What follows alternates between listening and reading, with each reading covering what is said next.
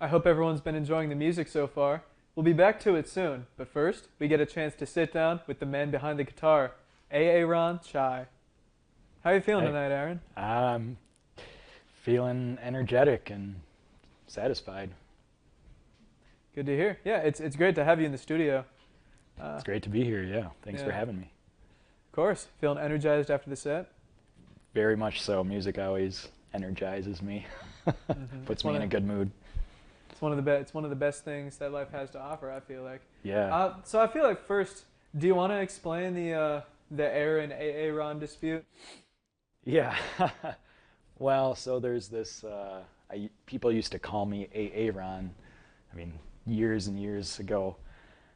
I didn't really know what the reference was, and I learned, I don't know, some time ago now that there's a Key and Peele sketch where um, it's called Substitute Teacher, and he does roll call and he addresses all the kids by like the first two letters of their name and then pronounces the last half of the name. So the last one he does, he calls the guy Aaron. So that's people just called me that, and I just absorbed it It into just kind of stuck my from there. music name. Yeah, Yeah. yeah. When did you kind of adopt that as your music name? It's about 2 years ago is when I really kind of Okay. started to develop my stage persona. Yeah. Did you play live much before then, or is that kind of where that started too? Yeah, primarily that's pretty much when it started. I did some open mics and things like that over the years, but never anything serious. Okay. Is that also about as long as you've been playing guitar, or does that history go back farther?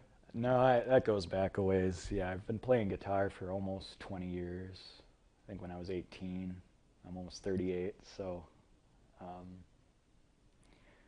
just never really took it serious enough to play live or pursue it. And there's a whole skill set that needs to be developed just for performing in front of people. And you could be the best guitarist in the world, but if you can't actually keep yourself together and on a stage, you're that's no good. So Right. Yeah. there's a learning curve there. A lot more It took a elements. while to get that. Yeah. I'd like to think there aren't as many elements here where you're playing for the cameras, but you still got to be able to keep the energy up, Oh keep the yeah, audience. definitely a different feel. Yeah. Yeah. So your playing career, has that mostly been centered around Eau Claire? Yeah, you could say that. Okay. Um, I lived in Montana, I mentioned, and I had a couple small projects out there with some friends, but you know, I didn't really start hitting hard until a couple years ago here in Eau Claire. So yeah, Right. Um, so most of your songwriting, because this was a mix of original songs and covers, right? that was all originals. It was all original. Good to hear. Yeah. Uh, are does your songwriting go as far back as Montana, or is that also since you've been here? Um, I did write like one song while I was out in Montana. Of course, it was about mountains. It was inspired by something I found on a hiking trail, and that song was never finished. But I did resurrect it a couple of years ago and finished it after I started pursuing music more seriously. So I like to think that uh, that song is primarily more of a like written in Montana and just finished here in Wisconsin. But Right. yeah. You mentioned some projects that you had in Montana. Did those involve playing live, or were they mostly? Um, there was so one of my greatest inspirations is the comedy duo Tenacious D, and a friend of mine, that my roommate actually was really into them. So we had a little covered duo called the Tenacious Duo. We played like two little baby shows. And, just that's about it. Yeah, Got it. or just Yeah. jamming at home and things like that. Yeah. Yeah, low Hey, key. it's a good way to get your feet in the water, so to It speak. is. Yeah, yeah. You got to get started somehow. You just got to get up on stage and hope for the best, expect the worst, and Right. you know. Was there much of a live music scene in the part of Montana that you were? Yeah, yes, Bozeman, Montana is where I lived. Yeah, pretty huge live music scene. Okay. Yeah. Um, my favorite open mic ever was in Bozeman at this place called the Hofbrau, and they were known for having live music 7 nights of the week, and Wow. 3 nights of the week were open mic nights that didn't even start until 10 p.m. and they were always just like full, and there was lots of performers, lots of just random bar goers and things like that. And so it was just, like you could always count on there being an audience and a crowd of some sort. Right. So, Yeah, yeah. that sounds lively. Yeah, Packed 7 nights a week Yeah. is Yeah. I think those are numbers that Eau Claire hasn't scratched. Yeah, I don't think so either. Yeah. But yeah, that was what they were known for. Right. Yeah. On that note though, I know you're also involved at the Lakely, right? Yes, I am. Another hot spot of open mics, at least here. Yeah, absolutely. Yeah. Right. And what do you do there, really? So I run sound at the Lakely for the open mic and basically any live bands that show up. So on top of that, I'm just I participate at the open mics every week, so I'm pretty well connected with the people that go, and I've also performed there myself just as a solo artist. But yeah, primarily I'm just the sound technician, and that was kind of a job that I wasn't really expecting to get, and then one day I saw posting, and here I am. So yeah, there you go. Is that Yeah. like the first experience you've had being on the more production and equipment side of live shows? Live, I've been recording my own stuff in my own basement studio for a couple of years now. So I had experience recording music and kind of dialing in the sound and stuff like that. But doing it live is a little bit different beast. You got to take the room into account and how the sound propagates through the room, and the equipment we have is fairly sophisticated, so there's a learning curve involved there. But Right. I caught on pretty quick. I got a pretty good technical knowledge, so Nice. came pretty easily. But I still got a lot to learn. You Right. know. Well, yeah, you never stop learning. No way. on either side of the mic, I should say. Yeah. No matter where in music you're working, music always has more to offer you. Yes. Yeah.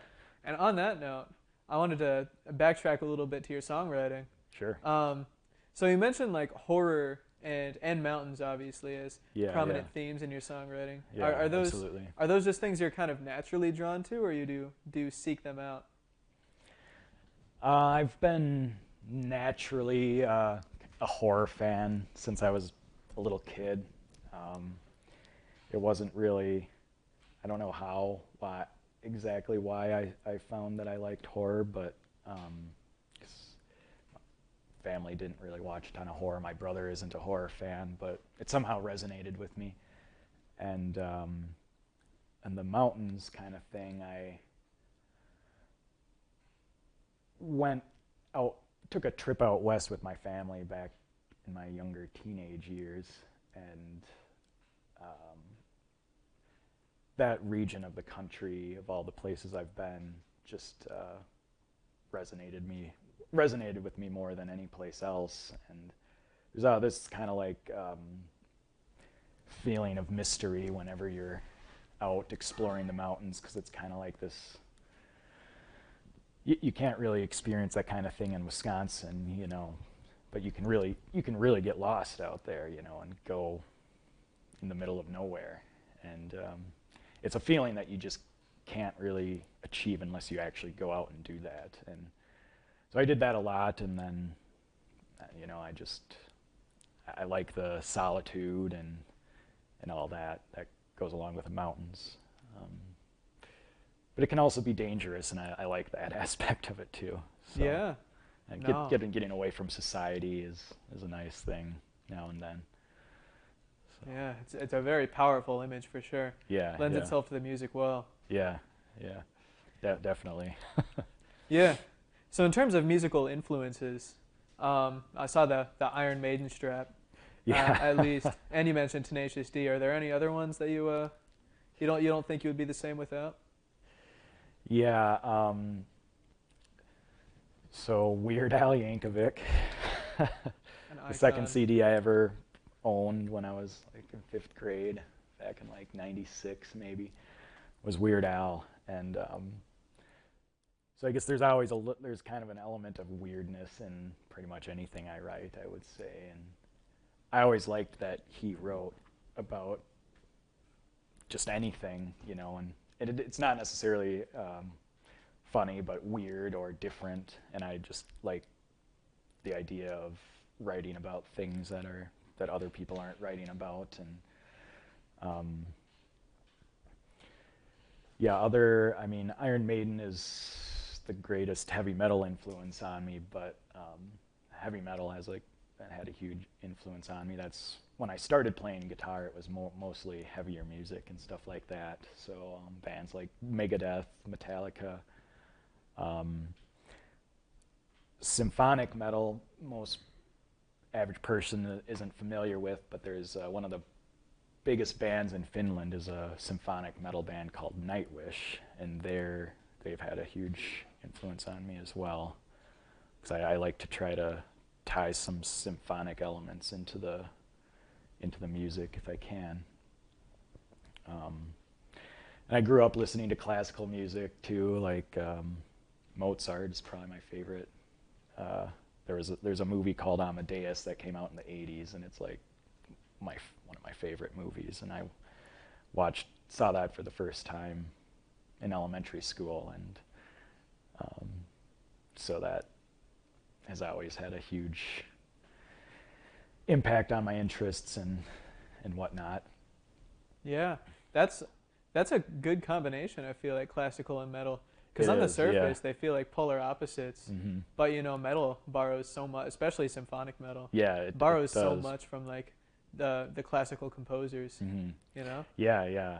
I think a lot of them, even a lot of musicians, probably almost just hijacked a lot of classical melodies and or altered them slightly, and yeah, it's huge part of certain metal genres. Yeah. Well, hijacking is how good art gets made. That's right. That is what they say. Good artists borrow, great artists steal. That's what I've been hearing for the last couple of years, so that's what I'm doing. Yeah.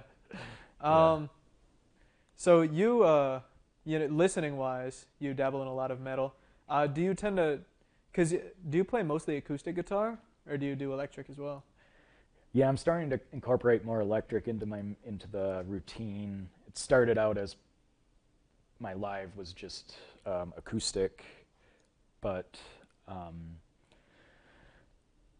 the plan all along was to eventually have that lead towards more of an electric guitar, full band type of project. So in the last couple of years, I've gotten better enough at electric guitar and picked up bass and drums. So now I basically write and perform all the rock instruments for my recordings, and so I've started to play to backing tracks occasionally when I'm playing live. So I'll subtract the guitars and the vocals out of the full song, and then I play the song as a backing track, and then I just play over the top of that. A one-man band. One-man band. A veritable yeah, that's what they say. Kevin Park, or I guess a more regionally appropriate comparison would be Justin Vernon. Oh, yeah, there you go, actually, yes. But yeah. Yeah. So I guess the question that I kind of dove into this tangent from was trying to play metal stylings on an acoustic instrument. Do you face any kind of like challenges, or is there any way you have to kind of contend with those difference of sound? Yeah, it's definitely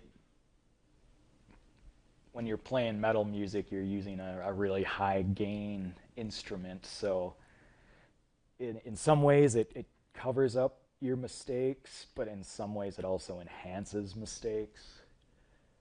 So um, translating that over to acoustic is kind of just trying to keep it fairly simple, because if you're trying to do too much intricate stuff on the acoustic, it just doesn't come out very well. So my style has more just been playing kind of like basic chords, but really hitting them harder and with a little more aggression, like you would have in metal and stuff like that. And as I've gotten better over the last couple of years, I'm starting to integrate a little bit more like technical work Nice. into the acoustic stuff. But I had to learn how to play with a thicker pick and things like that. You know, pick thickness has quite a bit of effect on sound and what kind of, if you're doing playing technical stuff or just chords, you know. So Yeah, that's an interesting point you made about the aggression because, playing electric, your amp can kind of make that aggression for yeah, you it with the can. distortion and the fuzz. Hmm. But acoustic, all that has to come from you. Yeah, yeah, exactly. Yeah, I like banging on the guitar. So it's um, another thing I should say is I use a lot of percussive elements in my style. So I'll like bang my pick against the strings or whatever, or hit my hand against the guitar to create percussive sounds, and that kind of adds some more depth, another element to the sound. So I think that's an important thing if you can pull it off at least. Yeah, it's just one of those So flourishes goes a long way. yeah, yeah, exactly. Yeah. Yeah, So there's one more major point I wanted to sure. ask you about before we close this out. You mentioned a rock opera Yes. that you're producing. Yeah, I so the second to last song I played, the Necronomicon, started out was the first song I wrote basically, um, that I was really happy with before I started even playing live and stuff. So the thing that I always struggled with songwriting was I didn't really know what to write about, or I just didn't really have. It was mainly just not knowing what to write about and then how to form it into words. So I stumbled upon the father of cosmic horror, H.P. Lovecraft, and it turns out a lot of modern horror can be traced back to this guy, and a lot of his inspiration was Edgar Allan Poe. And I read this story of his. It's a novella called At the Mountains of Madness, and it's about a scientific expedition to Antarctica, and they uncover some mysterious things, and they explore this mountain range, and without revealing too many details about the story itself, I decided to just write a song about the story, and that's what the Necronomicon was. Wow. But I decided it wasn't long. The song, a single song, wasn't good enough to capture the entire story, and so I decided I'll just write a series of songs that'll hopefully then cover the entire story. So it got to be a little more work than I initially imagined, because what was just a simple acoustic song was now needed to be a full rock song, and because I want to have symphonic elements in it, it's a pretty big undertaking to write music with all these elements. But I like a good challenge, and so I was like, oh, what the hell? This will just be something, and not it's not necessarily like my main top priority, but it's something that I'm working on in the background. So I've decided to split it up into 2 parts because it's too much to try to do it all at once. So I'm focusing on the first half, which will consist of 5 chapters, and I played chapters 2 and 4 during the last set. And I'm almost done with the first half. Good to hear. But the second half is, it'll come along. Yeah. We'll get there when we get there. That's right. But when we get there, it'll be one for the ages, I'm sure. Yeah, I think so. People seem to be, the main reason I've been working on it so hard is because people are really supportive, and there's a lot of people that want to hear it, so it's keeping me inspired. Well, add me to that list. I want to hear what a Lovecraft rock opera would sound like. I'd love for you to hear it sometime. Yeah, and on that note, is there anything else you want to plug for the people at home? Where can people find your music? Yeah, right now I'm on Spotify. I got some music on Spotify, Bandcamp, if anyone still goes to Bandcamp. I'm most active on Instagram. I post videos of myself, live videos of myself. I post a lot of just random live videos of local performances and try to promote, bands or artists when I can, because I think it's promotion is pretty important for local music. So, yeah. Right. And then do you have any upcoming shows or projects that you want people to know about? I do play at the Lakely open mics every Wednesday.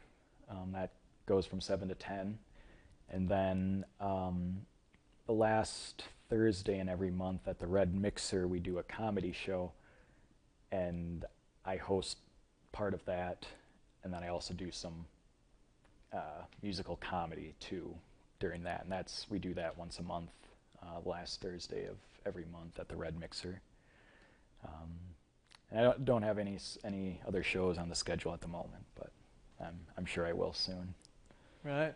Well, it's a solid lineup right there. Yeah, thanks. And with that, thank you so much for sitting down and talking this out. Absolutely, yeah. Thanks for having me on. And it's always a good time to talk about music. Oh yeah, always, yeah. You gotta love it. I feel right at home. And for everyone else at home, don't touch that dial, because it's right back to the music after this.